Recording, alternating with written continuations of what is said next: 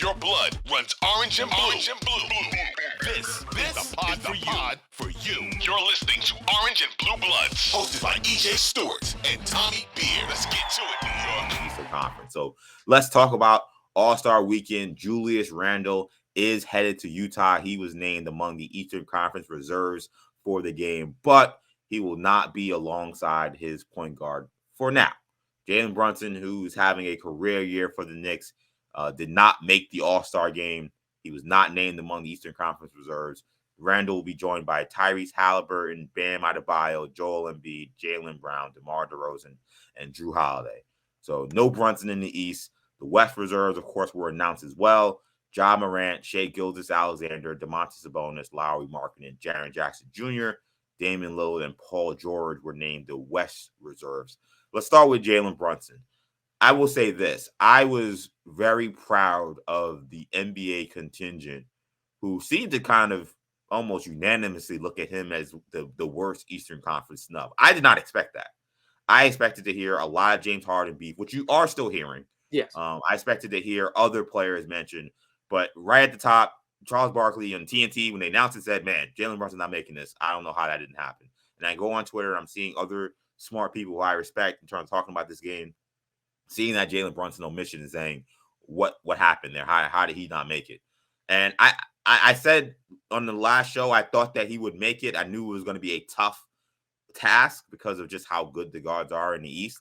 But I got to be honest. I mean, of all the guys that could have been picked ahead of him, I think Jrue Holiday being picked ahead of Jalen Brunson is an abomination. And Jrue Holiday is a champion. He's one of the best defensive players in the NBA. And he's a really good player. The Knicks know because he came to the Garden, and after shooting miserably for 40-something minutes, the last minute he turned into MJ. It was just raining shots from everywhere on the Garden and stole a win from the Knicks when the Bucks came last to Madison Square Garden. So we know that Jrue Holiday is a very good player. But when you compare their numbers, Brunson has more points. He's shooting a higher percentage. And when you think about his impact on his team compared to Jrue Holiday, who has missed more games than Jalen Brunson. Jalen Brunson's played about 7 or 8 more games than him. And we know how much Giannis is the engine of the Bucks. I just didn't think it was that imperative that the Bucks got 2 All-Stars. I know the Bucks have a better record than the Knicks, so you say, well, they're a better team, so maybe we should reward the team with more All-Stars. But Jalen Brunson has played better than Jrue Holiday this season. And Jalen Brunson has been more valuable to the Knicks in the wins that they have, in my opinion, than I think Jrue Holiday has been for the Bucks and their wins. Jrue Holiday is a great player. He's very important to the Bucks. But there have been a lot of games he didn't play. The Bucks won, and they were just fine. When the Knicks, most of the time, they don't play with Brunson, they look terrible. Like they won last night, but we forget about that terrible Texas swing where they looked awful in those first 2 games against Dallas, where they couldn't close, and then the game against San Antonio where they just looked hapless. Like when Jalen Brunson doesn't play, the Knicks are a totally different team, and we saw what they were last year without Jalen Brunson. So I thought that it was terrible that he didn't make it. I think you make a case that I had DeMar DeRozan on my team. Like I list them out. My thing is I can't complain about what the guys are without listing out my own list. So I had DeMar DeRozan on there, but I don't think I would pick DeMar DeRozan over Jalen Brunson. This isn't about who the best players in the NBA are. It is about who are the most deserving players based on individual success and team success. And we look at DeMar DeRozan, how terrible the Bulls have been for most of this season, and what the Knicks have done this season, a team that we suspect, or at least was seen coming into the year, that having less talent. I think DeMar DeRozan could have missed this All-Star game. I know he's a great player. We know he's king of the fourth, but those 2 spots going ahead of Jalen Brunson didn't feel right to me, and I think it's disappointing that he didn't make it. Yeah, I agree with you. I especially with those 2 players. I mean, listen, Jrue Holiday's a far better defensive player than Brunson, and the Bucks have such a great record. But as you know, Giannis is the engine that drives Milwaukee. And Giannis has been on a tear. I don't know if you guys have kept an eye on it, but over the last 5 games, Giannis is averaging 42.4 points on 60% shooting, 50.2 rebounds, and 4 assists in 33.4 minutes. I had to check those numbers like 4 times because I didn't believe it. It's crazy. Crazy. Best player on the planet. But yes, as far as I think he did a good job outlining the reasons for Brunson. And again, the one, and I never get too wrapped up in the All-Star stuff. I let my guy EJ handle that. The one thing I was surprised about was the lack of importance they seem to put on availability. In other words, Paul George Yes. making it over. Anthony Edwards, who's played leads the league in minutes and played every game, and also De'Aaron Fox, who's been huge Yeah. for. Again, it's not the best player. It's the player deserves to be rewarded for the best first half of the 2022-23 season. But yeah, so I think EJ obviously did a good job laying out the reasons for Brunson's inclusion. Like I said, I think I predicted it on our show Tuesday. Randle would make it on the first vote. I think Brunson does get in here either as an injury replacement or one of the compensatory picks. When they choose the two extra players. So I think, long story short, I think Brunson will be in Salt Lake City All-Star weekend. I don't know how good that is, because I honestly, part of me would prefer, and I think some Knicks fans would agree, that he get 4 days of rest on a beach somewhere in Cancun. I don't think it would hurt Randle either.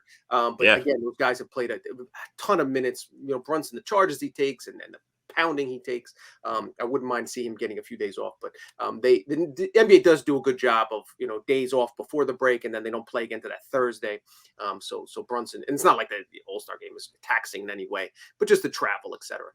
So we'll see how that plays out. But for me, just I think it's worth taking a few minutes just to, and I reflected back on the newsletter this morning how remarkable the last 12 months for Julius Randle has been. Yep. I looked at his numbers from January of 2022. So obviously last season, he averaged 60 in the month of January, played 14 games, averaged 16 points while shooting below 41% from the floor and below 25% from 3-point territory. A ton of turnovers. The Knicks at this point last year were in the middle of a stretch where they lost 14 out of 17 games to ultimately drop 13 games under 500 by early March. It was a lost season and a lost play, and that doesn't even, and the production doesn't even tell the full story of just how detrimental his Randle's attitude and body language and barking were. So for him to 12 months later to be in the middle of the best season of his career, and the Knicks on the verge of the 6th seed out east, a few games over 500, it really is a testament to what RJ has put in over the last year. And I thought a guy who's, obviously RJ is a little bit standoffish with the press. Randle, you mean? Randle, I'm sorry. Yeah. Gave some really insightful answers when asked about what the All-Star game meant to him. In particular, he recalled the conversation he had with Johnny Bryant. Bryant, the Knicks assistant coach, flew out to see Randle this summer.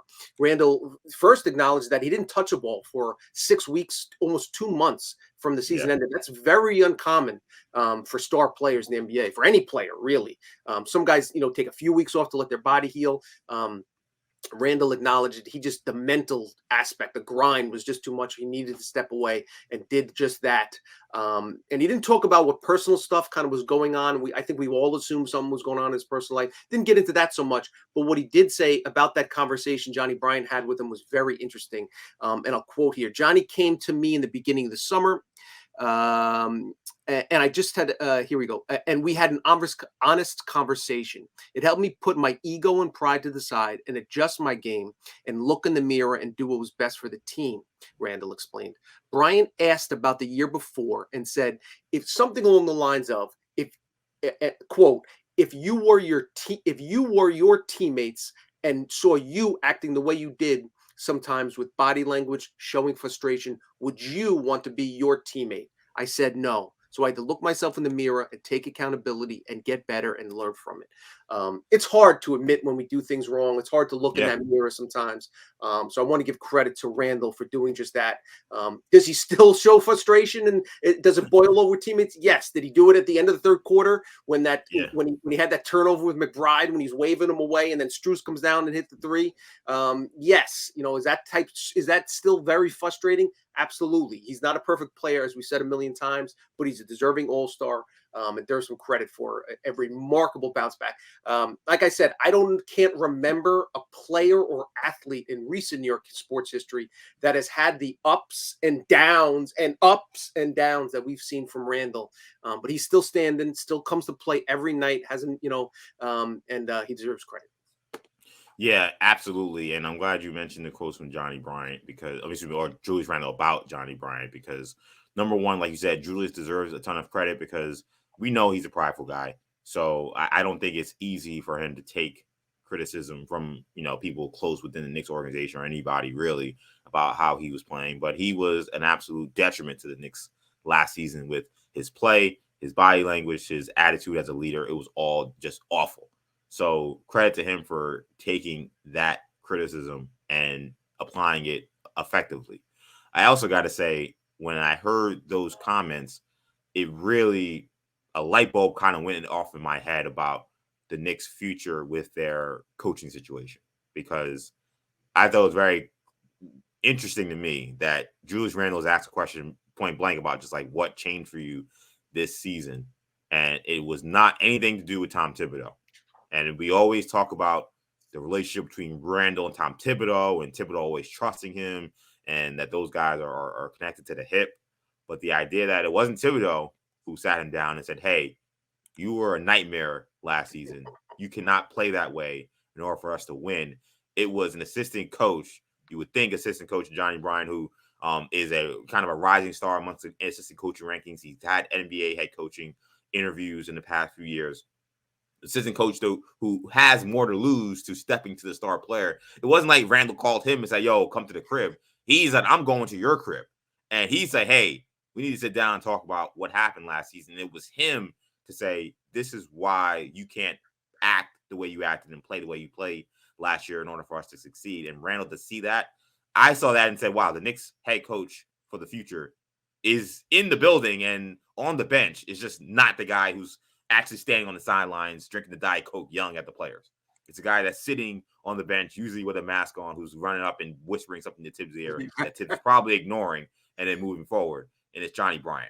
Like so many of Tom Thibodeau's defenders will point to Julius Randle's success as a player and say, well, he's getting the most out of Randle, and you have to give him credit for Randle's progression. Now I know I don't have to do that. So that is not an argument for Tom Thibodeau anymore.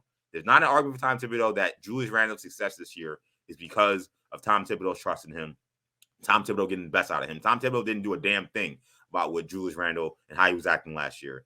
And now I know that there's other people in the Knicks organization who can get the most out of these players. So now there's not the question of, well, the Knicks don't have another option at head coach.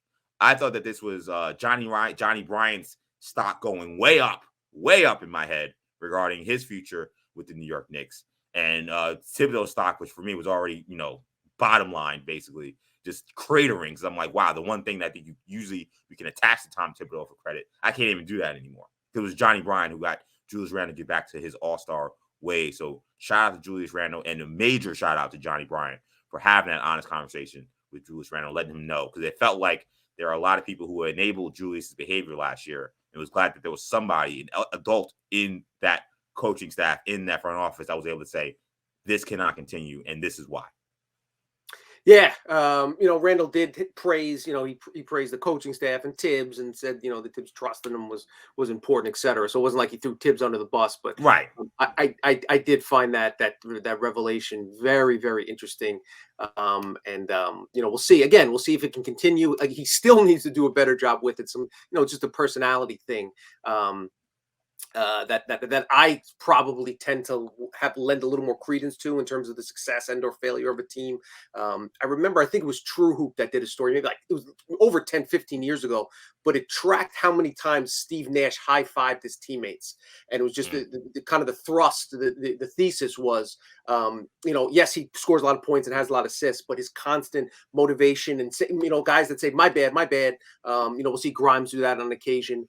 It'd be nice to see Randle do that a little bit more. But it points to the progress he's had this season is the maturity of the human being. I think sometimes we forget these are 26, 27, 28-year-old kids, that are still learning how to deal with life and, just kind of figuring all this stuff out as we do. So it's cool to see that progression result in a much deserved All-Star berth. Definitely much deserved. Shout out to Julius Randle. And, the fact that this is a signing that a lot of people weren't excited about, and you look back on it, and now this is a two-time All-Star the Knicks signed in that offseason of disaster where they didn't get KD and Kyrie Irving. Not a terrible consolation prize. You really can't say that at this point. I mean, Julius Randle has been really solid It's been up and down. It hasn't been necessarily the smoothest ride, but a second All-Star appearance with Julius Randle, a guy who was never an All-Star before he put on a Knicks uniform. Definitely a big accomplishment and really great for the Knicks organization.